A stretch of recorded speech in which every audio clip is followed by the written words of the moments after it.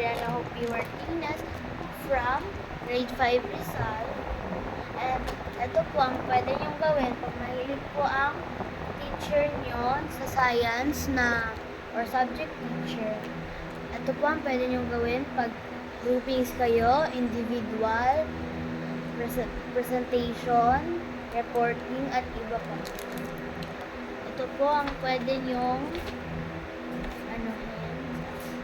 matter po muna tayo, pre-test. What is matter? Lagay niyo na lang po sa comment section ang sagot. Number 1, what is matter? A, anything with mass. B, anything with volume. C, anything with mass and volume.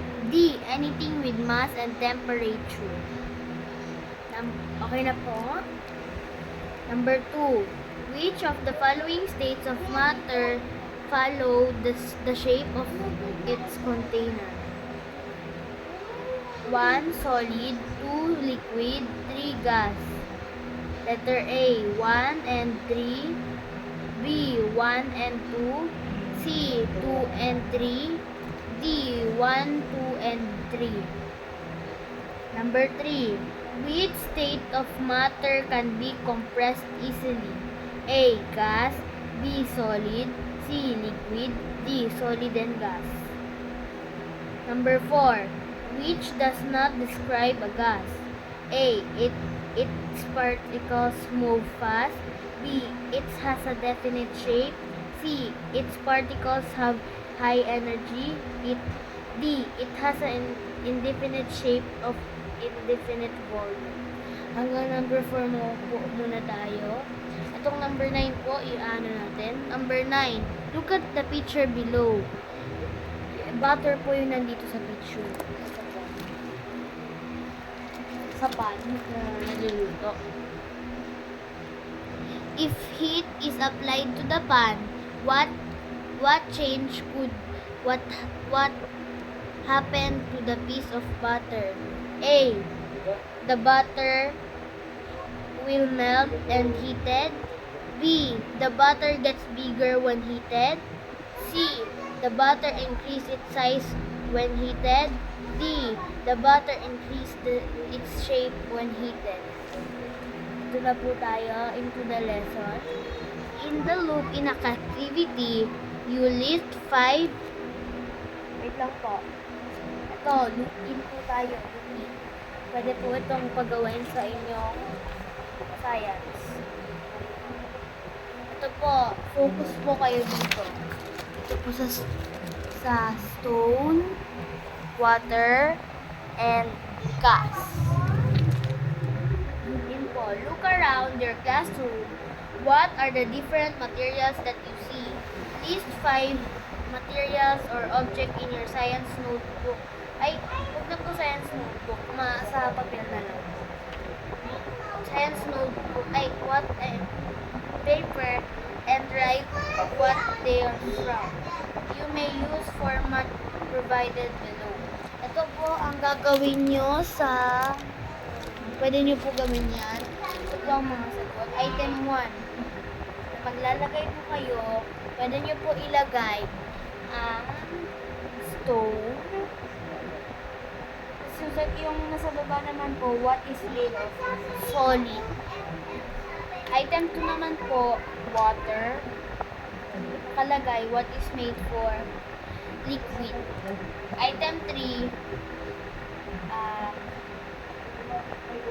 gas. Yung gas na umakyat dito. Ito po, gas po ang ilagay dito. So, iba na lang. Ito naman po, yung solid naman po, state of matter. Matter exists in different states, solid, liquid, and gas. Yung solids na lang po, solids are characterized by tightly packed and organized arrangement of particles. Ano po, tabi-tabi ang mga particles ni solid. Closely packed po ang solid. Liquid naman po, state of matter, particles are less tightly packed as compared to in solids. Also, because of the arrangement of the particles, liquid can be compressed just like a material. Para po siyang pag ginano mo po, mag-iba yung shape niya kung paano nyo siya ginano sa lalagyanan. Or pag ginalaw-galaw nyo po, parang gagalaw-galaw yung water or yung liquid. Gas naman po is another state of matter. You usually do not see gases. Hindi po nakikita ang gases. Ito lang po ay parang itong hangin. Hangin lang. Tapos po, parang air, oxygen, water vapor. Hindi po siya nakikita at pupunta po siya sa langit. Ito naman po, properties of matter. Matter exists in 3 states: solid, liquid, and gas. Each state can be described by its observable properties. The two properties that will be discussed here are the shape and volume. The shape of matter ay shape naman po of matter that observed in different ways. Ito po, cube. Rubik's Cube. It has a definite shape. As it is solid, pwede nyo po siyang galawin pero hindi po siya masisira agad-agad. Pag hinammer nyo po, tsaka masisira. Yung volume naman po is amount of space that matter occupies. Yung space po, kunwari, itong tablet, nilagay ko dyan. Ito anong space na? Bed. And then yung ito naman po, yung pwede nyong isa po sa shape. Solid, ito po. Solid, liquid, and gas. Yung shape po, ano po yung shape ng pinili nyong solid? Ay i-explain nyo. Lagay nyo, has a definite shape. Yung volume naman po, has a fixed volume. Liquid naman po takes the shape of its container. Yung volume naman po has fixed volume. Shape naman po, no fixed shape, fills the space. Yung volume naman po, yung gas, no fixed volume, spreads out. Spread po siya sa buong bahay or whatever po. Tapos, notepad. Matter is anything that has mass and occupies space. Pwede nyo po ito i-write. I-slow-mo nyo na lang po dito sa taas. Matter is anything that has mass and occupies space. Ayun po yung word clue.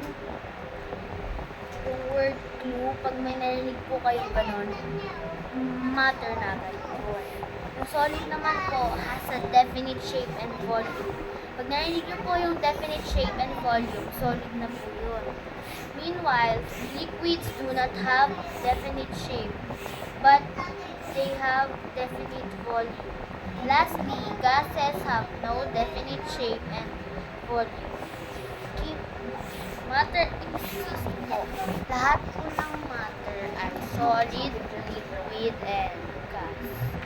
Ayan po, thank you po sa watching. Bye!